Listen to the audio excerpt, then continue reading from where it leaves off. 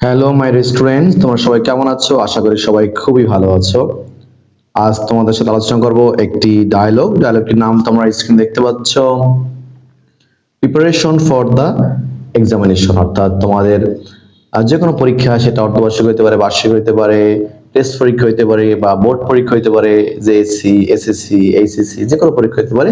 অর্থাৎ সামনে তোমাদের যে পরীক্ষাটা আসবে সেই পরীক্ষার প্রিপারেশন নিয়ে তোমাদের দুই বন্ধুর মধ্যে একটি dialogue.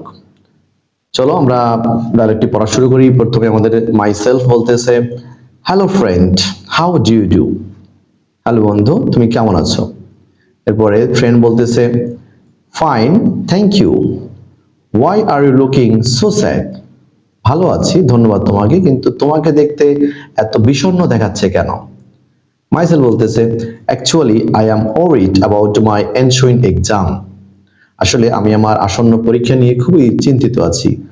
What about your preparation for the examination? তোমার প্রস্তুতি কিরকম পরীক্ষা নিয়ে? ফ্রেন্ড বলতেছে, well, I am going on well my studies. ঠিক আছে, আমি আমার পড়াশোনা নিয়ে ভালোই আছি, সবকিছু ভালোই যাচ্ছে। I am also worried about my exam, কিন্তু আমিও আসলে আমার পরীক্ষা নিয়ে কিছুটা চিন্তিত। মাইসেল বলতেছে, but tell me about your preparation in different subjects.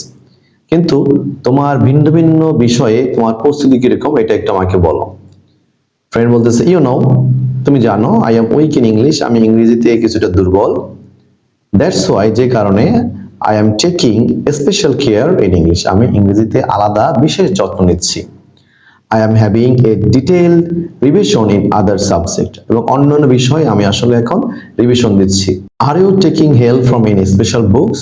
তুমি কি কোনো বিশেষ কোনো বই দিয়ে সাহায্য নিচ্ছ?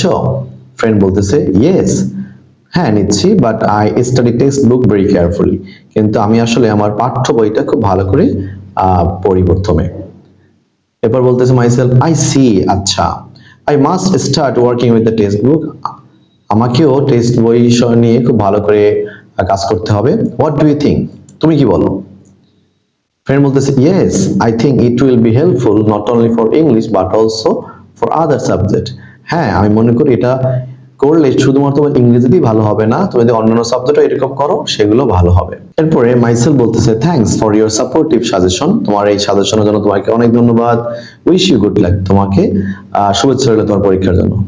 এরপর ফ্রেন্ড বলতেছে, ইউ আর মোস্ট ওয়েলকাম, তোমাকেও স্বাগত জানাচ্ছি।